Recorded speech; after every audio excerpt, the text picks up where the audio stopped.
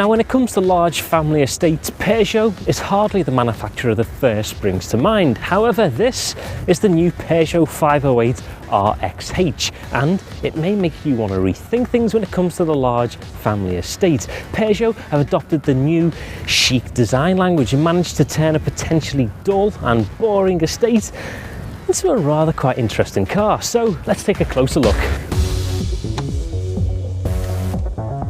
Now, when I first got into this car, I was quite surprised. I was actually in a Peugeot. It's that premium. The quality of the materials within this cabin is phenomenal. The cabin is further complemented with its high levels of kit. Just listen to this: leather steering wheel, cruise control, front and rear parking aid, sat nav, Bluetooth, a panoramic sunroof and 18-inch alloy wheels. Now, there are a few things within the cabin that I would like to highlight, because although there is a lot of good in here, there's also a few things for improvement, such as our very useful heads-up display that, when you turn the car on, simply pops up out of the dashboard. Depending on where you sit in the car, the heads-up display is going to need to be adjusted, and you do that by pulling this little compartment out, and there's a few buttons here that allow you to adjust the display. My problem is, if you pop your belt on, you lean forward to access the button to adjust the heads-up display. Okay, I'm adjusting it now. I have to lean back. Oh, needs a little bit more. Lean back. There's a lot of toing and froing just to get this heads-up display to the place that you need it. It would make a lot more sense to have it here, where my drive height, ride height is the same, and I don't have to lean forward unless you've got quite long arms. It can make a little bit of awkwardness. Now, there are also plenty of binnacles around the cabin. We've got a fair sized glove box here that's quite deep.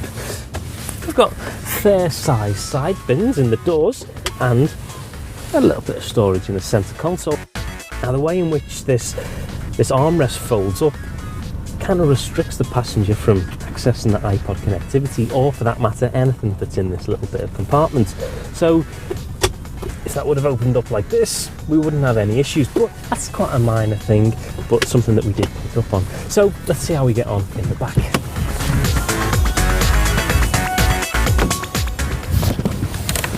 Now, the premium feel of the front of this vehicle is only transferred to the back, and these leather seats are very impressive indeed.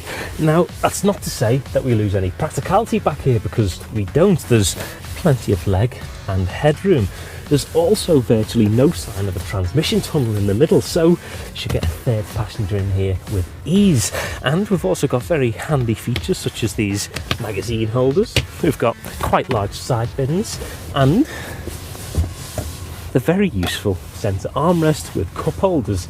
And I love this when cars have this little feature, just a little access panel through to the back. So very practical and very luxurious. So let's see the boot. The RXH loses out when it comes to boot space to its German competitors, but that's not to say it doesn't offer quite a lot, because there's around 400 litres when this electric tailgate opens, and that's with the seats in situ, and that can only be extended by folding these rear seats down with these rather well placed handles.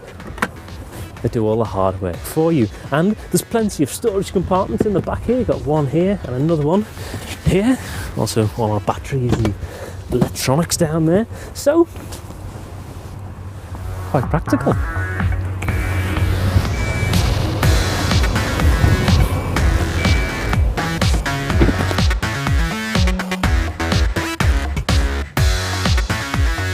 The powertrain in this car is the same powertrain as the Citroën DS5, and it's got 200 brake horsepower.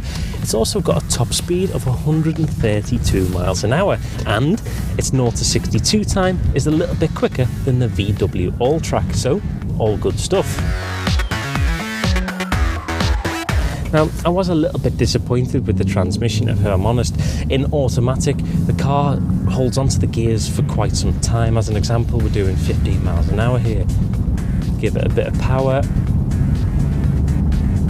It's really holding onto these gears before it changes, which should be fine because we can just slip the car into manual and we'll be able to use the flappy paddles on the steering wheel to do the changes ourselves. So 300 revs, change. It takes a second, well, it feels like a second to make this change. It feels very, very slow, and it leads to not a very sporty ride. For around the city, it's okay, but it does get a little bit frustrating.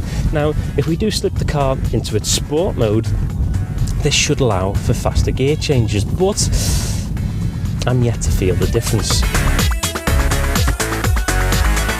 As well as there being loads of equipment, the way it is presented is also fantastic, with lots of fine aluminium inserts and a well built and laid out instrument panel.